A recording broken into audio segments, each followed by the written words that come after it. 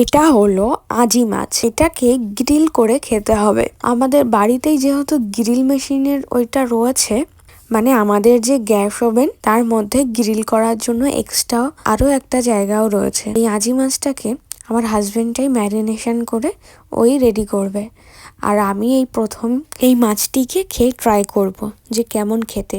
ও বলল যে ভালোই হবে। এই মাছটি ম্যারিনেশনের জন্য বেশি কিছু প্রয়োজন হয় না, জাস্ট একটু লবণ, হলুদ আর লঙ্কার গুঁড়ো, এটা দিয়েই ম্যারিনেশন করতে হবে। বেশি কিছু প্রয়োজন হয় না, আর এটা হেলদিও খাবার কিন্তু বলতে পারো। আর সামান্য পরিমাণ তেল ইউজ হয়, সেটা তোমাদের ইচ্ছা, তেল ইউজ করতেও পারো না করতেও পারো।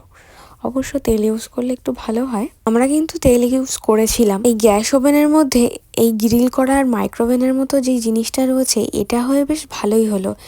এক্সট্রা আর গ্রিল করার জন্য কোনো কিছু কিনতে হলো না। এই মাছটি রেডি করতে মানে খাওয়ার আগে আরও একটি জিনিসের প্রয়োজন, সেটা হলো পাতিলেবু। এখানে তো বেশি একটা পাতিলেবু পাওয়া যায় না, বাট খুঁজে খুঁজে আমার হাজব্যান্ড আর আমি গিয়ে মার্কেট থেকে নিয়ে এসেছিলাম এই পাতিলেবুটি কেটে রাখা হয়েছে। এখন দেখতে হবে মাছটা কতদূর রেডি হয়েছে। এই মাছটি ওপর সাইডটা অনেকটা হয়ে এসেছে। এখন আমাদের তেল দিতে হবে এই মাছের উপরে। এই মাছের উপরে তেল দেওয়ার জন্য নিচে একটু পেপার পাতিয়ে নিলে বেশ ভালোই হয়, যাতে করে নিচে জিনিসটা মানে যেই পাত্রটা আছে সেটা যেন নষ্ট না হয়।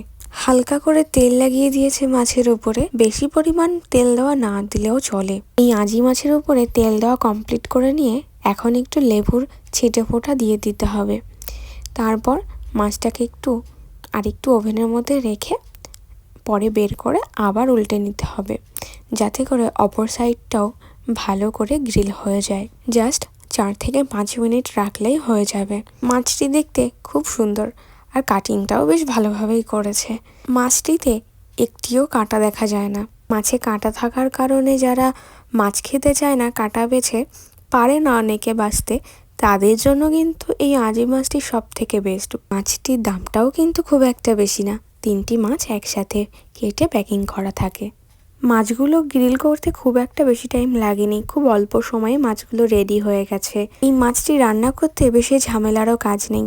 এই মাছটি বাচ্চা বড় সবাই খেতে পারে, যেহেতু মাছটিতে কাঁটা নেই আর খুব অল্প মশলাতেই মাছটি রেডি হয়ে গেছে। কাঁটা বেছে খাওয়ারও ভয় নেই। এখন মাছটি আমরা একটু ট্রাই করে দেখবো যে কেমন খেতে লাগে। এই মাছটির জন্য আরও একটু লেবু দিয়ে দিতে হবে, যাতে করে টেস্টটি আরও বেড়ে যায়। মাছটির এক টুকরো মুখে নিতেই মুখের মধ্যে যেন মেল্ট হয়ে গেল সুন্দরভাবে। সত্যি ভীষণ সুন্দর খেতে লেগেছে, ভীষণ স্বাদের একটি মাছ। ভীষণ ভালো খেয়েছি, সত্যি খুব ভালো লেগেছে মাছটি।